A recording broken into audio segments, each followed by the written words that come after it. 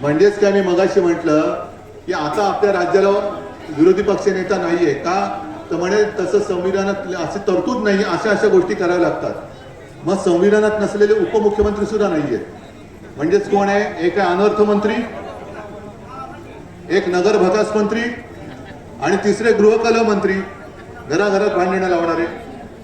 आपली जी मागणी आहे ती मी सोडणार नाही, फक्त तुम्ही साथ देणार आहात की तेवढं सांगायचं।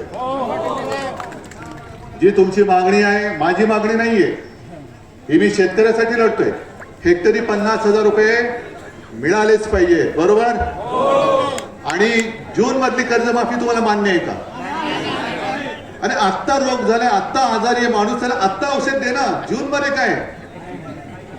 बरं ठीक आहे, जून मध्ये कर्जमाफी करणार ना, मान्य, पण जून पर्यंतचे हप्ते भरायचे की नाही भरायचे याचं उत्तर आहे। बरं आता खरीपचा झाला, रब्बीचा हंगाम येणार, कर्ज लागणार की नाही लागणार? आधी डोक्यावरचं कर्ज फेडलं सगळ्यांनी।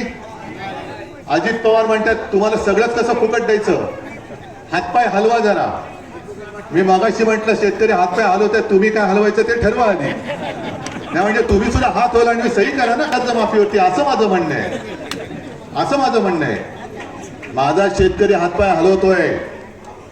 आणि आता अनिल दादा तुम्ही जे सांगितलं आम्हाला कर्जमाफी नको का, आम्हाला हमी भाव द्या, आम्हाला तुमच्या उत्तराची गरजच नाही।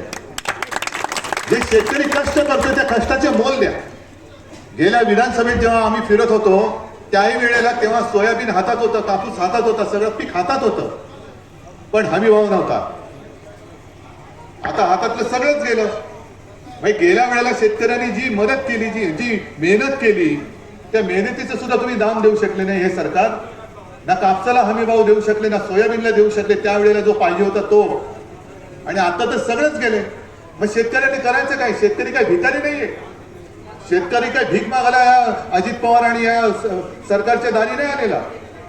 शेतकरी आपल्या हक्काचा दाम मागतोय, तो जर का त्याला मिळवून दिला तर शेतकरी तुमच्याकडे सारखा का फुकट घेणारा तो काय भाजपचा सभासद नाहीये की आम्हाला त्यामुळे 50 खोके घेतो आणि भाजपा देतो। नकोय आम्हाला तुमचे खोके नकोय, आम्हाला आमच्या घामाचा पैसा पाहिजे।